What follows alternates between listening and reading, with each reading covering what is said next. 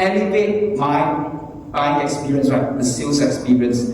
So the answer to this question, I believe, lies in this 5-letter word called what? Value.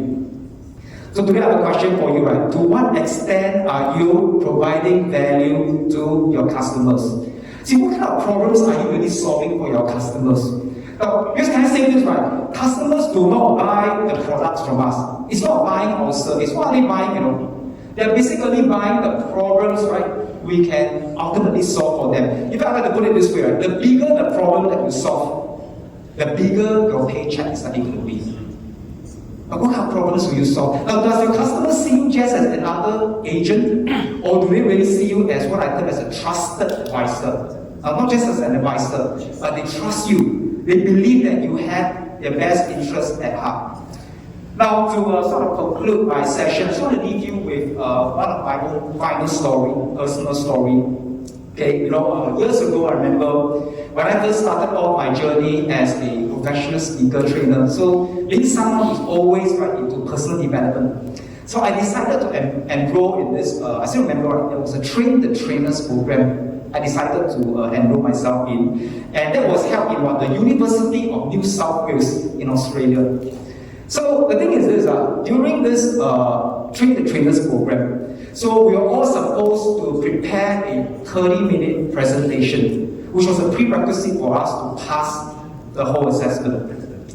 And by the way, right, I'm not kidding you, right? So I still remember, right, on the last day, well not the last day, okay, so midway through the assessment, so it was like a trial, right? So we were supposed to deliver this 30-minute presentation, and we actually in this room, right, there were only about 10 of us.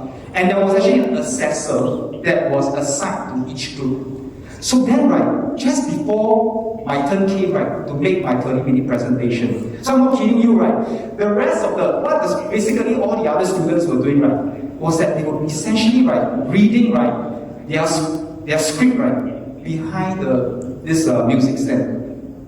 And guess what, the assessor actually passed them and said, hey, you did really, really well. So imagine how proud I was, right? When it was my turn, right, I said, wow, you know what? If they can get a pass, right? So surely my turn comes, right? I'm able to do a free-flow kind of presentation, right? I'm surely able to pass the assessment with flying colors. But you know what? That day, right, I learned perhaps one of the most powerful lessons in my life. Because when I finally delivered that presentation, which I thought was really, really a wonderful presentation, I still remember that day, right, the assessor that was been assigned to me was a man by the name of Stephen. See, Stephen is this man in his 30s from Hong Kong. And when Stephen smiles, right, Stephen by the way is bald, okay? And then when he smiles, right, how many of you know our friends, right, when he smiles, right, you can hardly see his eyes, So whenever he smiles, right, you can hardly see his eyes. But then, right, these were the words that Stephen said to me after my presentation. He said, Jackie, as much as I really like to give you a pass, I have no choice, right, but to fail you this time around.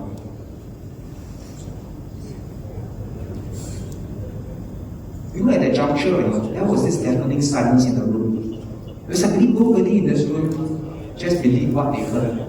How could Jackie fail the presentation when he was able to deliver the presentation with style? And that was where Stephen said the following words that really struck a chord with me. Because he continued, he said, Jackie, as much as you have proven to us that you are a very interesting speaker, very interesting trainer, you're able to engage us. But people don't just engage a trainer because he is interesting, but they want to know if he is truly interested. So today I want to leave you with a question. What is the difference between being interesting and being interested? Are you seen as someone who is a very interesting advisor? By the way, nothing wrong with being interesting, okay? But you know what? I truly believe, right, when you're truly interested in helping your customers to fulfill what their needs are, that's where your customers can truly find you really interesting. Because people, you know what, do not care how much we know, but they want to know how much we truly care for them. So with that,